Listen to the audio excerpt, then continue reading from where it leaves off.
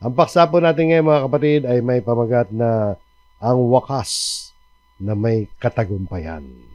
Ang mga version ng Biblia natin gagamitin ay ang Bagong ang Biblia at New King James Version. At mga kapatid, ito na po ang ating lesson number 31 sa ating ginagawang serya ng pag-aaral sa unang sulat ni Pablo sa mga taga-Korinto. Mga kapatid, nung nakarang linggo sa lesson number 30 natin, kung natatandaan ninyo, yung pamagat ng ating mensahe, ito, kinuha ko po yung slide nung ginamit natin nung nakaraan, ng lesson number 30, kung walang pagkabuhay na maguli, walang saysay ang lahat. Kung natatandaan ninyo yan. Ang main verse natin ay 15:12 hanggang 23 pala. Dahil ngayon, 24 to 34 tayo. So, doon mga kapatid ay malinaw na ipinakita ni Apostol Pablo na kung hindi muling nabuhay si Kristo, walang kabuluhan ang pangangaral ng mga apostol maging ang ating pananampalataya. Kaya napakahalaga mga kapatid na si Jesus ay nabuhay na muli. Ngayon mga kapatid, si Kristo ay binuhay mula sa mga patay. Siya yung naging unang bunga. Kung matatandaan ninyo. Unang bunga siya, ibig sabihin siya yung buhay na mano.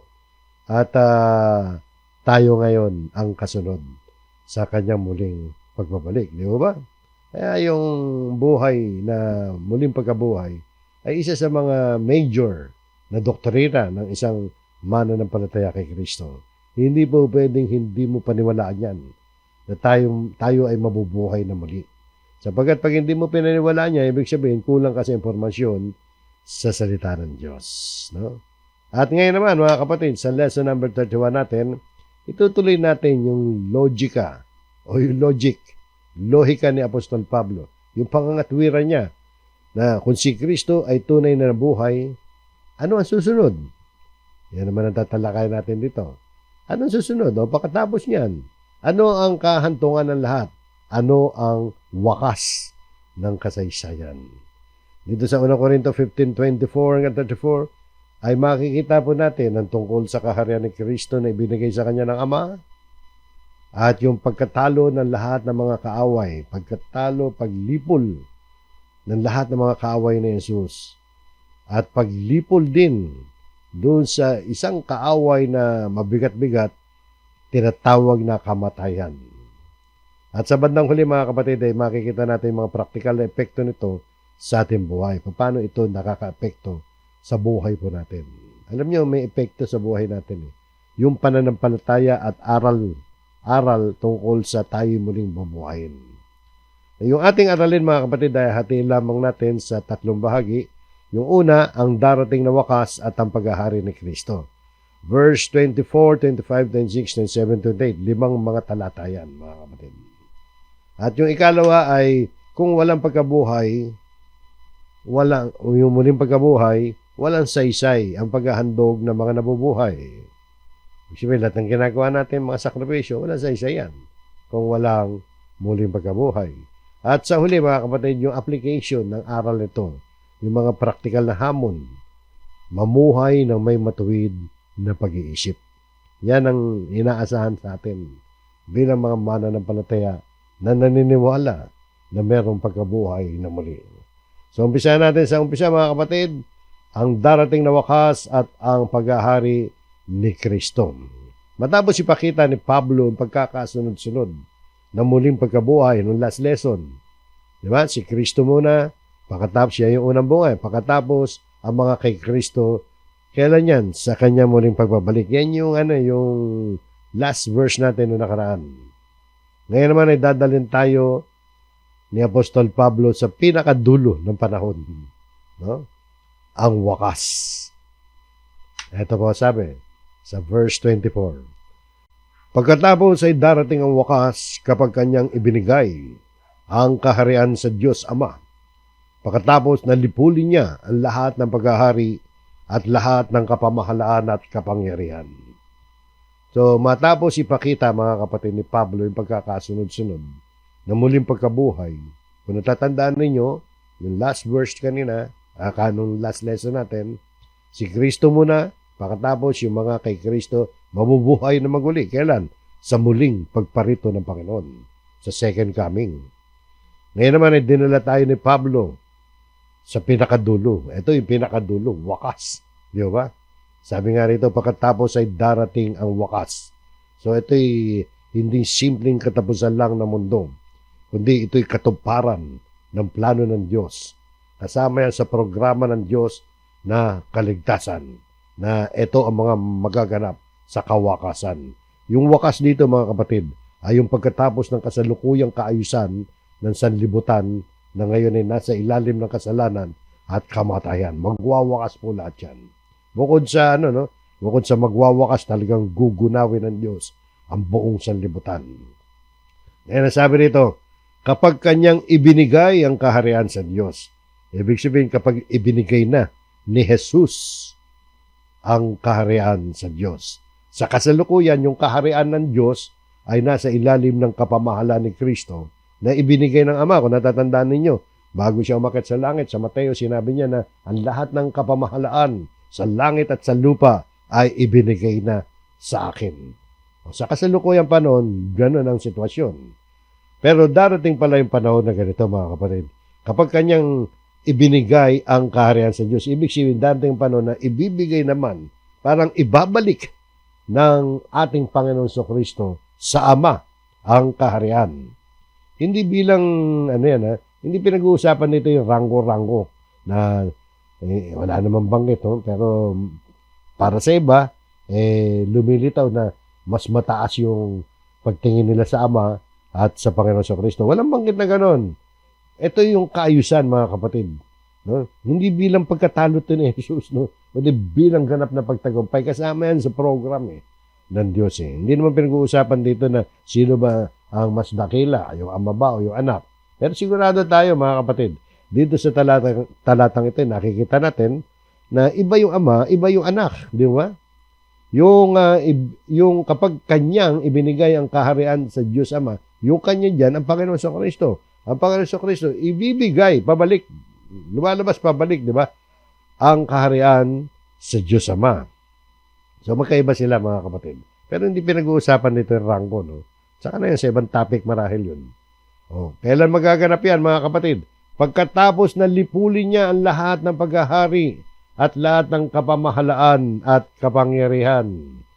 Ibig sabihin, lahat ng rebelde sa Diyos, yung lilipulin. Lahat ng spiritual, sa spiritual man, at yung mga demonyo, mga masasamang espiritu, lahat ng spiritual at makalupang kapangyarihan na laban sa Kanya, wawasakin, lilipulin ng ating Panginoon Kristo. Walang maiiwan na oposisyon. Kaya dito nakikita natin, yung talatang ito, darating ang wakas sa kasalukuyang, o wakas ng kasalukuyang kaayusan ng mundo. Kung saan si Kristo, matapos niyang ganap na talunin ang lahat ng kapangyarihan, lahat ng kumakalaban sa Diyos, spiritual man o kaya dito sa lupa, lahat ng pag-ahari, kapamahalan at kapangyarihan, ay ibibigay ang kaharian sa Diyos. Parang sabi ko nga, ibabalik ang kaharian sa Diyos.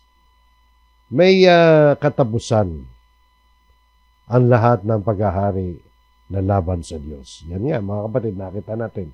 Ngayon, maaaring hindi pa nga ngayon.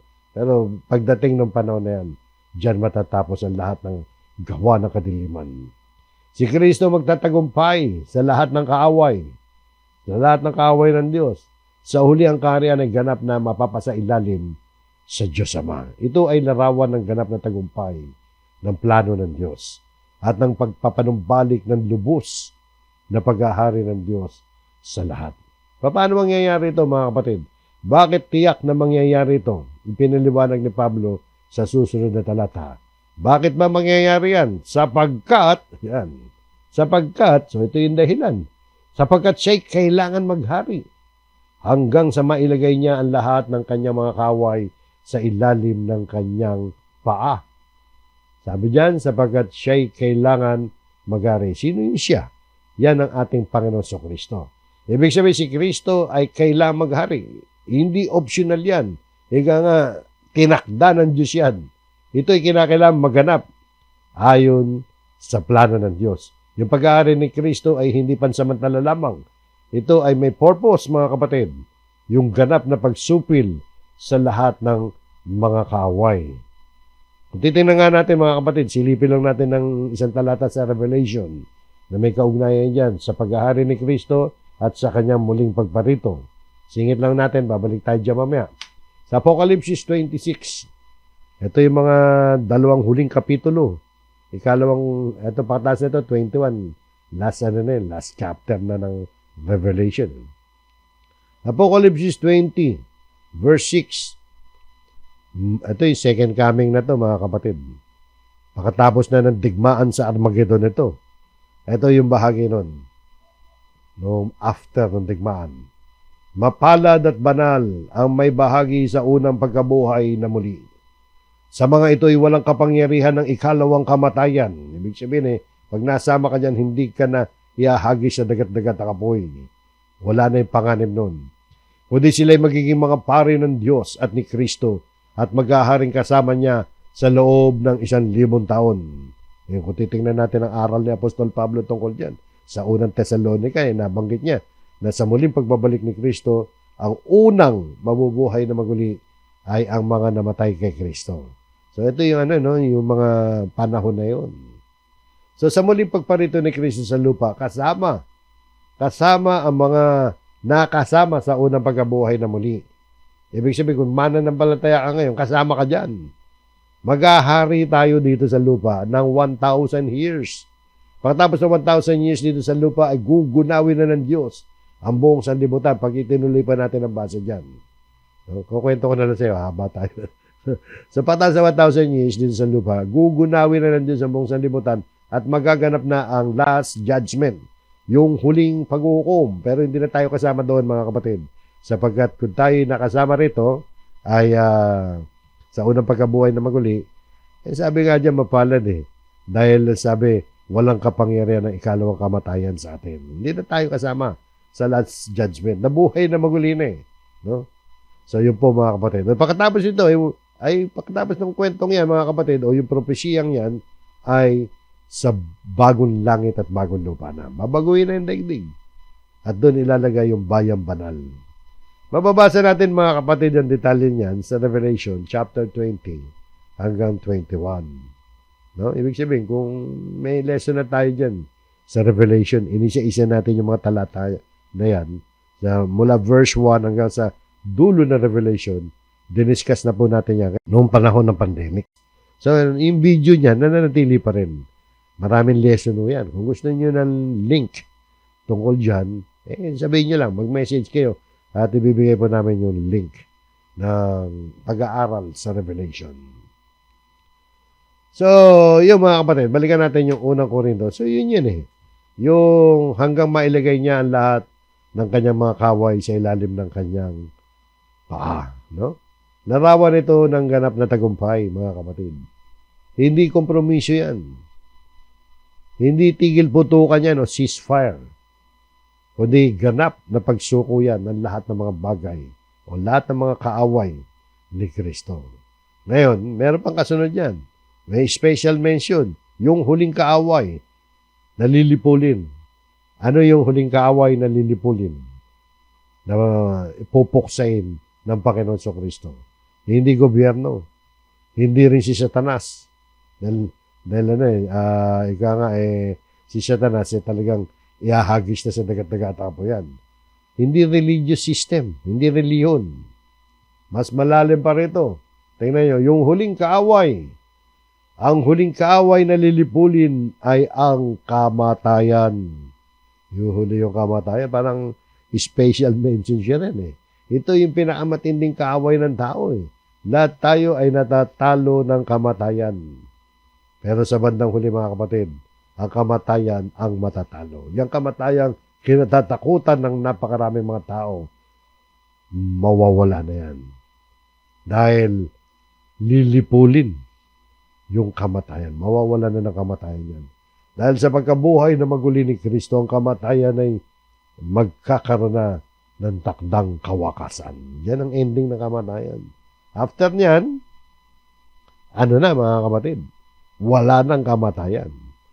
Ngayon, sa susunod na talata ay pinaliwanag ni Pablo kung paano kung paano yung mga ilang detalye na pangyayari yan na ipasasakop kay Kristo at kung anong kahulugan nito sa relasyon ng anak ng Diyos sa amang Diyos. Ito po yung kasunod nito, mga kapatid. Sapagkat ipinasakop ng Diyos ang lahat ng mga bagay sa ilalim ng kanyang paa. Yung Diyos na binabanggit niya, yan ang Diyos Ama. Lahat ng bagay, pinasakop sa ilalim ng kanyang paa. Kanya, sa paanan ni Jesus, yung kanya riyan. Kaya pansinin natin mga kapatid, no? Unang-una, sapagkat, ibig sabihin, nagbibigay si Pablo ng patunay kung bakit tiyak ang tagumpay ni Kristo. Alam niyo yung talatang yan, galing yan sa propesya na naisulat mga 1,000 taon bago isinilang si Kristo dito sa lupa. Isipin nga ninyo, 1,000 taon bago isinilang si Kristo sa lupa, may ganyan ng pahiwatig ang Diyos sa pamamagitan ng propesya. Noong panahon pa ni Haring David to, mga kapatid.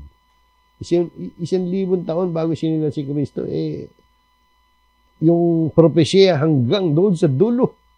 Hanggang sa dulo ng kasaysayan ng mundo. Napaka long range na prophecy ito, mga kapatid. Ito po galing yan, no? Binigyan mo siya ng kapamahalaan. Sa mga gawa ng iyong mga kamay sa ilalim ng kanyang mga paa ay inilagay mo ang lahat ng mga bagay. So yung talatang yan ay isang propesya nga mula sa Old Testament na tinatayangang naisulat yan 1,000 years before na isinilang si Kristo. More or less, no? Bago ang pagdating ng Panginoon sa Kristo dito sa lupa, yung unang pagparito niya. Ano ang ibig sabihin ng sa ilalim ng kanyang mga paa inilagay ang lahat ng mga bagay? Yan yung diwa doon sa Korinto. Pinag-aaralan natin, di ba? Noong unang panahon, mga kapatid, kasi kapag ang isang hari ay nagtagumpay sa digmaan, inilalagay niya ang kanyang paa sa leeg ng kanyang kaaway bilang simbolo yan ng kumpletong pananakop. Ibig sabihin, wala ng paglaban, wala ng digmaan, wala ng kapangyarihan ko kontra. So, ganyan yung pinapakita ni Pablo. Diyan galingan, itong sinabi ni Apostol Pablo. Lahat ng kapangyarihan, lahat ng kapamahalaan, spiritual man o dito sa lupa, lahat ng kaaway, pati ang kamatayan, kumpletong-kumpleto na, ay ilalagay sa ilalim ni Kristo. Hindi pansamantalang paghahari ito, mga kapatid. Hindi limitado. Ito ang paghahari bilang Mesiyas, Messiah, na ipinagkaloob ng Diyos Ama sa ating Panginoon sa Kristo. Mga kapatid, hindi si Kristo ang nag-angkin ng kapangyarihan dito, kundi ang Diyos mismo ang nagpapasakop ng lahat sa Kanya. Ang Ama ang siyang nagpasakop ng lahat sa paanan ni Kristo. Pero hindi dyan natatapos, no? Dahil alam niyang maaring mali ang unawa natin ng bumabasa. Baka mamay siya interpretin, kasama ang Diyos dyan. Dahil sabi, lahat ng mga bagay. Ito pinaliwanag niya, mga kapatid, sa susunod na pangungusap.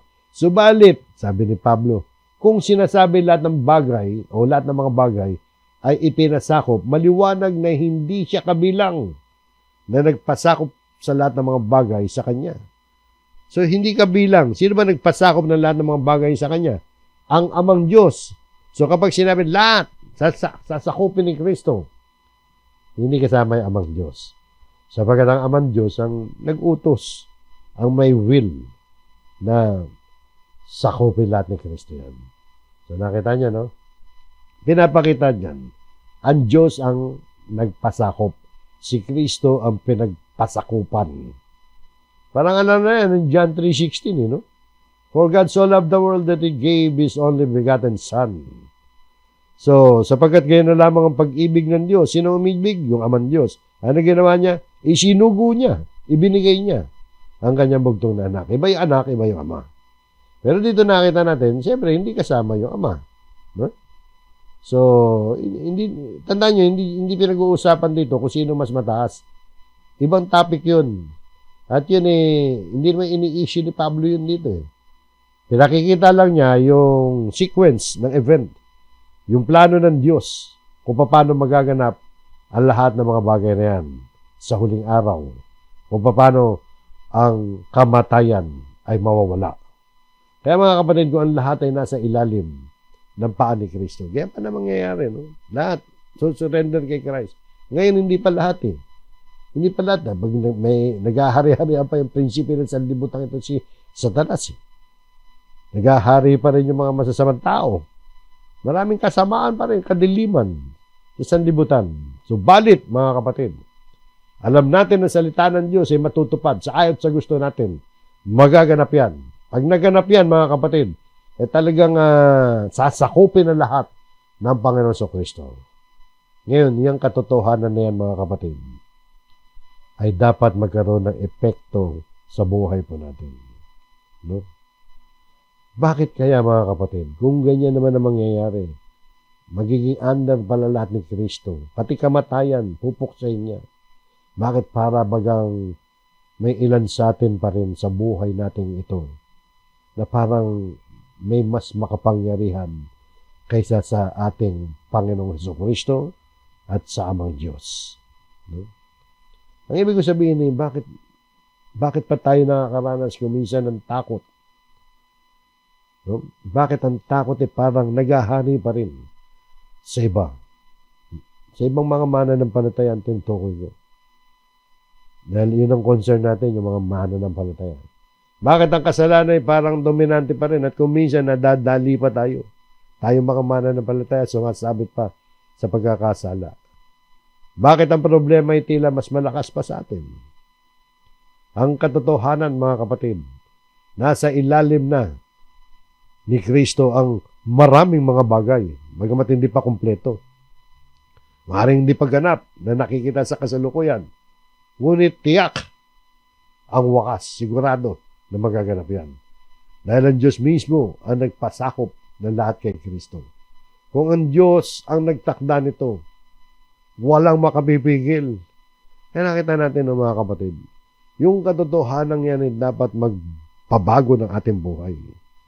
Na lalo tayong sumuko sa Panginoon. Sapagkat alam natin yung dakilang paghahari na magaganap. Hindi katulad ngayon, mga kapatid. Partial pa lang ngayon. Sapagkat naghahari pa rin ang kadiliman. Pero alam natin, darating ang panahon. Matutupad yan. At kapag natupad na ang lahat, kapag wala ng kaaway, wala ng kamatayan, ano ang mangyayari? Susunod, ito. Ang dulo nito, ang Amang Diyos. Subalit kapag ang lahat ng mga bagay ay pinasakop na sa Kanya, ang anak ay pasasakop din sa Kanya na nagpapasakop ng lahat ng mga bagay sa Kanya upang ang Diyos ay maging lahat sa lahat. So makita niyo mga kapatid, subalit kapag ang lahat ng mga bagay ay ipinasakop na sa Kanya, ibig sabihin sa Kanya kay Kristo, kapag natupad na daw yan, kapag ipinasakop na ang lahat ng mga bagay sa paanan ni Kristo, ano mangyayari? Ang anak, si Jesus, ay pasasakop din sa Kanya na nagpapasakop ng lahat ng mga bagay sa Kanya. So yung ating Panginoon Jesucristo, bilang siya yung anak, pasasakop din siya sa Ama. Dahil yung mga nagpapasakop ng lahat ng mga bagay sa Kanya. So dito nakita natin magkaiba yung Ama, magkaiba yung anak. At alam naman natin ay binitiwan ng Panginoon Jesucristo ang Kanyang pagkapantay sa Diyos Ama. Kaya ganyan po ang nangyayari. Hindi tungkol sa pagka mas mababa ng kalikasan yan, ano naman silang Diyos eh. Magkaibang ngalan sila. Ito'y tungkol mga kapatid sa kaayusan ng gawain. Ang anak, matapos ganapin ang misyon sa pagtubos at pag-aari, magpapasakop din siya. Sama. Hindi pinag-uusapan muli, no? Binabanggit ko. Yung rango-rango rito. No? Minsan, talaga sinisingitan ng iba yan na rango-rango, mas mataas pala yung ama kaysa sa anak eh. Ano nyo, medyo malalim pag-aaral yan eh. Magkapantay nga sila ng Diyos Ama eh. Hinubad lang naman ng Panginoon Jesucristo yung kanyang pagka-Diyos. Nagkatawan tao. Kaya ganyan nangyari dyan mga kapatid. Dahil nagsakripisyo si Kristo para masagip tayo. No? O bakit ba mangyayari yan mga kapatid? Ang anak ay pasasakop din sa kanya na nagpapasakop ng lahat ng mga bagay sa kanya upang ang Diyos ay maging lahat sa lahat. Yun pala yung direksyon niya eh. Yun ang kalooban ng Panginoon na sa bandang dulo, sa pinakadulo ng kasaysayan, na kung saan ay wala ng kasalanan, wala ng kamatayan, wala ng rebellion, ang amang Diyos ang ganap na mag-ahari sa lahat. So yun po mga kapatid. So malinaw no, iba'y ama, iba'y anak. Pero yung punto rito mga kapatid, yung pinapakita ni Pablo rito, hindi naman kasi issue ng araw yan. Yung iba anak, iba'y ama. No? Ngayon na lang yan kasi naka-invento ng mga aral na kung ano-ano eh. Ang issue rito mga kapatid, pinapakita lang ni Pablo na magaganap yan sa dulo ng kasaysayan. Ngayon naman, ang susunod na bahagi ng ating aralin sa pagpapatuloy pa rin ng ilang pang mga talata ay yung kung walang pagkabuhay, walang saysay ang paghahandog ng mga nabubuhay. Alam nyo, ito katulad nito mga kapatid. Mula sa hinaharap na tagumpay, umabot si Pablo sa wakas eh. Sa future yun. Bumalik ngayon si Pablo sa practical na argumento. Balik siya sa mga argumento niya. Kung walang muling pagkabuhay, ano ang saysay ng lahat ng sakripisyo? Lahat ng pinagpapaguran ng tao. Parang nakafocus to dun eh. Yung mga, bakit ang tao nagpapagal? Kung wala naman pagkabuhay na muli. Pinatutunayan ni Pablo na may mga taong naniniwala sa pagkabuhay na muli, kaya sila nagsasakripisyo eh. Kaya sila nagtitiis. Gumagawa ng iba't ibang paglilingkod. Dahil alam nila, darating ang araw na merong pagkabuhay na maguli. Na hindi lang dito ang buhay natin. Meron pang susunod. Tingnan natin, yung unang bahagi mga kapatid, medyo controversial to eh. Yung proxy baptism. Bautismo na buhay para sa namatay na. Alam niyo ba may gumagawa niyan? Na magpapabautismo ka para sa mahal mo sa buhay na namatay na hindi na bautismo. Meron gumagawa niyan mamaya mga kapatid. Katulad dito, noong unang panahon pa yan na ginagawa yan. Pero hindi sila Pablo may gawa niyan. Sinasite lang ni Pablo. Sabi nga rito, kung hindi gayon, ibig sabihin mga kapatid kung hindi gayon, ano ibig sabihin na kung hindi gayon? Kung hindi totoo yung mga pinagsasabi niya, yung mga naunang talata na darating ang wakas at lilipunin at wawakasan, at pati kamatayan ay wawakasan, kasama na rin yung mga argumento niya tungkol sa katotohanan na mayroong magaganap na pagkabuhay na maguli. Kung hindi raw totoo yun, parang ganyan lang. Kung hindi gayon, anong gagawin ng mga tumatanggap ng bautismo para sa mga patay? Ayun, mga kapatid, dito na papasok yung controversial. Sapagkat itong talatang ito, ginagamit ng mga Mormons. Kilala yung mga Mormons? Yung mga miyembro ng Church of Jesus Christ of Latter-day Saints. Kasi sila ay naniniwala na aral daw, dahil sa talatang ito, aral daw yung ikaw, magpabautismo ka para sa kamag-anak mo, mahal mo sa buhay na namatay na hindi na bautismohan. Kasi nakafocus sila doon sa aral na akala nila na yung bautismo, yun na makapagliligtas. Hindi na bautismohan yung mahal mo sa buhay. Paano hindi sila maliligtas? Hindi ko ganun ang aral sa bautismo. Ang aral sa bautismo, mga kapatid, ay tayo magpapabautismo hindi para magligtas o maligtas. Kaya tayo magpapabautismo dahil ligtas na tayo. Ang bautismo ay gawain ng isang taong ligtas na dahil sa kanyang pananampalataya kay Kristo. Hindi yan gawain na inuutos ni Kristo para maligtas. Ngayon, kung ligtas ka na dahil nananampalataya ka na kay Jesus, dapat ka magpabautismo.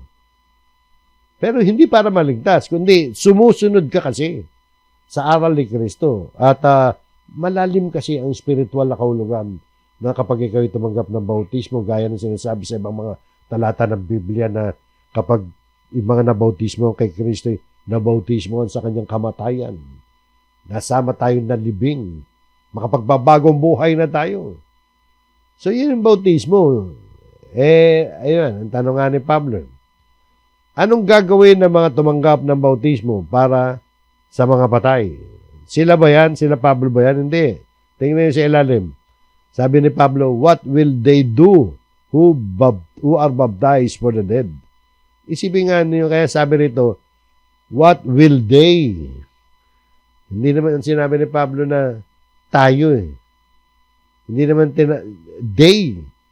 Hindi us. kundi tinuturo ni Pablo ang ibang grupo. Yung ibang grupo ng mga Kristiyano at mukhang nahalo dun sa Korinto ay merong paniniwala na merong ang proxy baptism. Hindi po ganun ang aral ng bautismo, mga kapatid. Sinasite lang ni Pablo to, hindi para ituro na dapat tayo na magpabaptize alang-alang sa mga mahal natin sa buhay na namatay na. Hindi ganon. Kundi ginagamit lang niya itong argumento para patunayan na parang ganda lang siya sabi niya, yung nga yung nga yung iba nagpapabautismo para sa mga patay.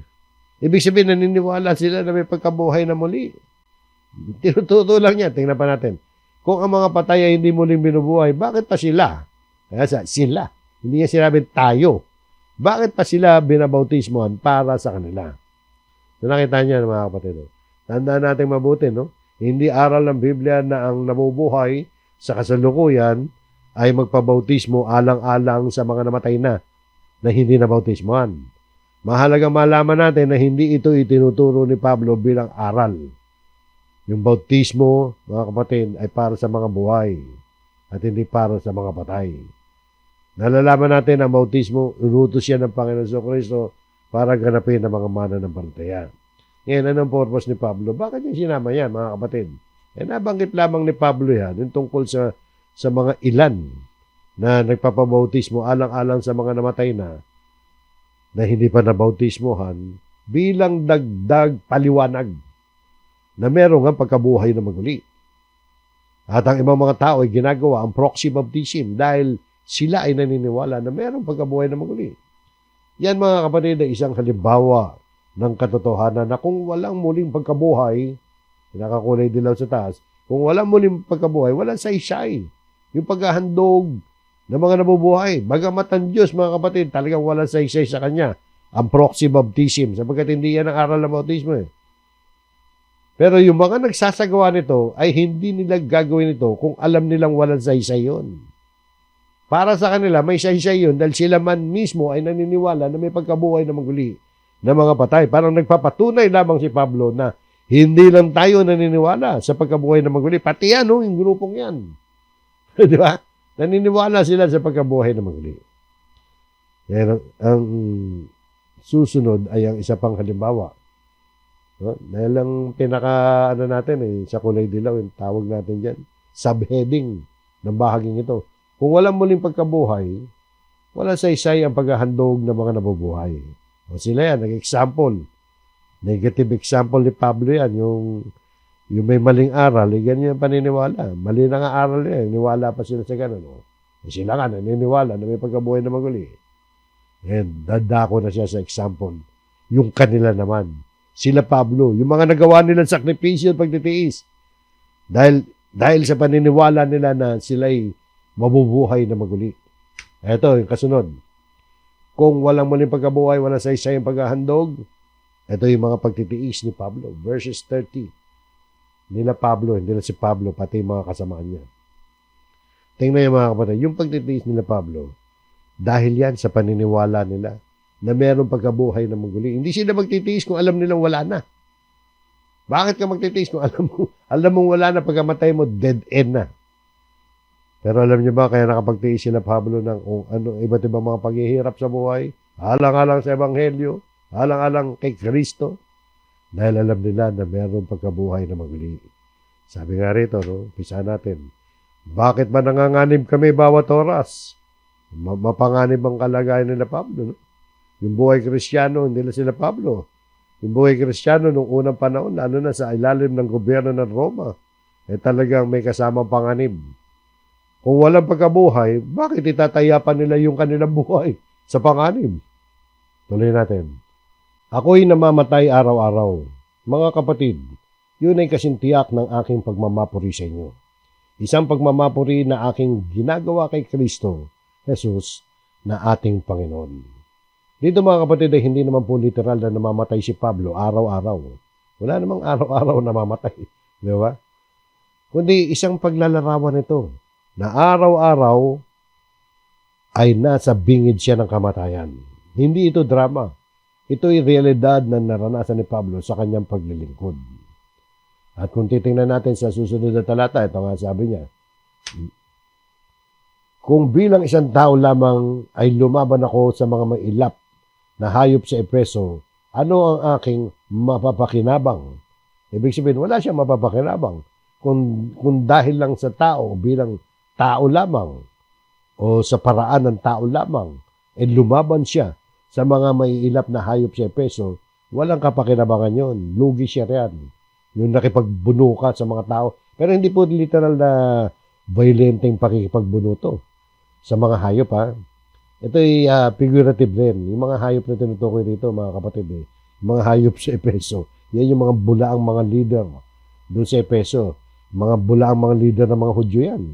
At yung mga ayaw tumanggap ng kanyang aral na dala-dala tungkol kay Kristo. Inusigo siya dyan, nagkagulo niya sa bayan na yan hanggang sa itinakas siya ng mga kapatid yan. Kasi papatahin talaga siya dyan, mga kapatid. So dito, mga kapatid, ay nakita po natin ang punto ni Apostol Pablo ay kung walang pagkabuhay na muli, walang saysay ang lahat ng paghihirap at pagsasakripisyo niya para kay Kristo. Kung ang buhay lamang na ito lang ang meron tayo, kung ang tinitingnan natin, kung ang tinitingnan ni Pablo at paniniwala niya, dito lang sa buhay nito, pagkatapos nito, the end. No? Lugi siya. Hindi niya gagawin niya, malulugi tayo, mga kapatid. Pero dahil may pagkabuhay na muli, may saysay ang pagtitiis. Merong pakinabang. Kaya nga sabi niya sa susunod na pangungusap, kung ang mga patay ay hindi muling binubuhay, tayo ay kumain at uminom, sapagkat bukas tayo'y mamamatay. No? Yan yung pangatwiran ng mga tao na dito sa mundong ito na hindi naniniwala sa pagkabuhay na maguli. Kung walang eternity, kung walang buhay na walang hanggan, at kung walang paghuhukom, abay magpakasaya na lang tayo. Kung ang buhay para dito lang sa lupang ito, pagkatapos tapos na, lahat ng kaligayahan na pwede natin maranasan, maski kasalanan, sige, gawin na natin, enjoy na natin ang buhay. Inuman na lang. Kumain at uminom na lang tayo, baka bukas tayo mamamatay. Ending, baliwala rin, di ba? Pero hindi po ganun ang katotohanan, mga kapatid. Nakipaglaban si Pablo sa mga katunggali ng Ebanghelyo sapagkat siya'y naniniwala na hindi siya malulugi sa bandang huli, sapagkat siya'y naniniwala na bubuhayin siya muli ng ating Panginoong Kristo sa kanyang muling pagparito. So yan po, mga kapatid, mga pagtitiis yan ni Pablo. Yan yung mga tunay na pagtitiis. Iba yung nasa yung kanina nasa proxy baptism. Iba yun. Ika nga, maling pagtitiis yun. Dahil maling pananampalataya nila. Pero, ang punto naman doon, ginagawa nila yun. Dahil naniniwala sila na may pagkabuhay na maguli. Pero, walang saysay. Walang saysay yun, mga kapatid.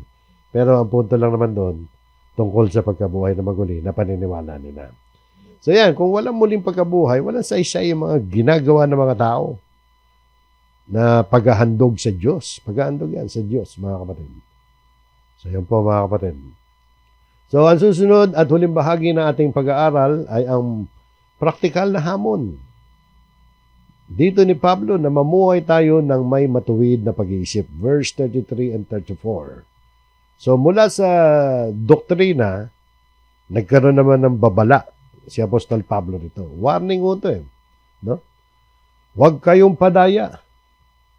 Ang masasamang kasamahan ay sumisira ng magagandang ugali. Totoo yan, di ba, mga kapatid? Kahit lumabas tayo sa Biblia. Malaki kasi ang posibilidad na ang isang mabuting tao, kapag siya'y nagbarkadan, na dominantihan, na overwhelmed, no? ng napalibutan ng masamang kasama, may impluwensyahan siya noon. Magiging masama rin ang kanyang pag-uugali. Hindi ba totoo yun? Kahit lumabas tayo sa Biblia. Kaya yung mga anak natin, pinapayuhan natin na mamili kayo ng babarkadahin ninyo. Huwag kayo basta-basta. Di ba? So, di ba maging sa pakikipagkaibigan, barkada, ay maaaring isang mabuting tao ay mapasama din kapag na-impluwensyahan ng masasamang barkada? Ngayon naman, mga kapatid, bakit ba isinulat ni Apostol Pablo to? Teka. Umiikot yung napipindot ko yan. No? Bakit ba naisulat ni Pablo yan? No? Ang konteksto nito ay sinulat ni Pablo yan, mga kapatid, bilang isang babala sa mga taga-Korinto na baka mahawa sila ng iba sa Korinto rin, doon mismo sa loob ng church nila, o kaya nasa paligid lamang nila, na may maling paniniwala tungkol sa pagkabuhay na maguli. Yung maling paniniwala kasi tungkol sa pagkabuhay na maguli, kapag ikaw ay hindi naniwala dyan, maapektuhan yung asal mo. Kapag ikaw ay naniwala rin, maapektuhan din. Apektado yung buhay mo rin araw-araw. Yung maling paniniwala, maling doktrina, sumisira yan ng wastong pamumuhay. Siyempre, kikilos ka ayon sa paniniwala mo. Di ba? Tingnan natin, sa huling talata. Kaya ang payo rito, magpakatino kayo at magkaroon ng matuwid na pag-iisip. Magpakatino, ibig sabihin, awake to righteousness, sabi sa New King James Version. Gumising, awake. Di ba? Magbalik tayo sa tamang pag-iisip. At sabi nito, at wag na kayong magkasala. Wag na kayong magkasala. Hindi ni-discuss ni Pablo rito pagkabuhay na maguli. Ibig sabihin, mga kapatid, yung maling paniniwala, nagbubunga ng maling pamumuhay yan. Katulad yung tinatalakay nga ni Pablo rito, kung hindi ka naniniwala na bubuhayin tayo muli, ay maaring mag-happy-go-lucky na lang tayo, uminom na lang tayo, magpakasaya na lang tayo, di ba? Mahuhulog tayo sa kasalanan yan. Maaaring humantong tayo sa pamumuhay na iniisip natin na pagkatapos ng buhay na ito, totally ending na. Wala nang kasunod, wala nang pag-uukom, wala nang buhay na walang hanggan, wala nang impyerno. Kasi hanggang dito lang buhay. Pero hindi. Kaya sabi ni Pablo, magpakatino kayo at magkaroon ng matuwid na pag-iisip at huwag na kayong magkasala. Bakit? Dahil may pagkabuhay na muli. Kailangan maging handa tayo dyan. Sapagkat ang iba ay walang kaalaman tungkol sa Diyos. Kaya naliligaw yung iba Dahil walang kaalaman tungkol sa Diyos. Kung i-apply natin yan, re-relate natin sa panahon natin yan, ngayon yan, yan yung mga taong tamad mag-aral ng salita ng Diyos. Ayaw magsikap sa pag-aaral ng salita ng Diyos. At may mga nasa loob, lumilitaw rito mga kapatid, kasamahan din nila yun sa Corinto sa church. Sa kanilang komunidad o sa kanilang iglesia, na hindi talaga nakakaunawa sa Diyos. Doon pinag-iingat ni Pablo. Yung mga kapatid na yan. Yan ang warning. Malamang yun yung mga kapatid na hindi nga gaano nag-aaral ng Biblia. Umaga sa panahon natin ngayon. Mga kulang sa pag-iisip. Kaya natin sabi kasama nila yan. Tingnan nyo yung huling pararala. Huling pangungusap. Sinasabi ko ito para sa inyong kahihiyan. Ibig sabihin para sa inyong kahihiyan, matinding pananalita yan sapagkat yung pagtanggi sa pagkabuhay na maguli ay hindi maliit na issue yan. Dahil lumilitaw nga na meron nga talaga sa kanila na gano'n. Kaya sabi niya sinasabi ko ito para sa inyong kahihiyan. Baka iniisip ni Pablo yung ibang mga kapatid na hindi naniniwala sa pagkabuhay na muli, mababasa yung kanyang yung kanyang sulat na ito. So, yun po mga kapatid. So, yan yung mga ilang practical na hamon, mamuhay na may matuwid na pag-isip. Bakit? Meron kasing pagkabuhay na maguli. Kaya mga kapatid, dito sa, mahaba pa yan, hanggang verse 58 pa yung chapter 15, mga kapatid, tungkol pa rin sa pagkabuhay na maguli yun. Pero dito, mga kapatid, nakita natin na si Kristo ay nabuhay. Malinaw na malinaw yan. At dahil doon, kaugnay noon, merong kawakasan. Tanda natin yan. May darating na ganap na paghahari ang Panginoon Kristo. Lilipunin ang lahat ng kalaban ng Diyos at maging ang kamatayan. At sa dulo ng pangyayaring lahat, dito sa kasaysayan, ang dulo noon, ang Diyos Ama, ang magiging lahat sa lahat. Kaya nga kung totoo ito, mga kapatid, at alam natin totoo yan, hindi na tayo dapat mamuhay na parang hanggang dito na lang ang buhay natin. Hindi kain at inom lang. Hindi puro pangarap lang sa buhay na ito. Hindi yung pag-asenso lang. Kundi mamuhay tayo na may kabanalan, pagtitiis at katapatan dahil merong pagkabuhay na maguli. Kaya mga kapatid, dahil merong pagkabuhay na maguli, may saysay ang ating paglilingkod. May saysay ang ating sakripisyo. At may saysay ang ating kabanalan. May saysay ang ating mga pagtitiis. Kaya kapit lang mga kapatid, sa huli, alam natin Darating ang panahon, ang kamatayan mismo ang matatalo at magwawakas. Sa Diyos ang kaluwalhatian. Hanggang dyan mga kapatid, maraming salamat at umabot tayo sa ganitong punto na ating lesson. Hanggang sa muli mga kapatid, maganda pa ito, marami pa po tayo matututunan tungkol sa pagkabuhay na maguli. Tayo po'y muling manalangin.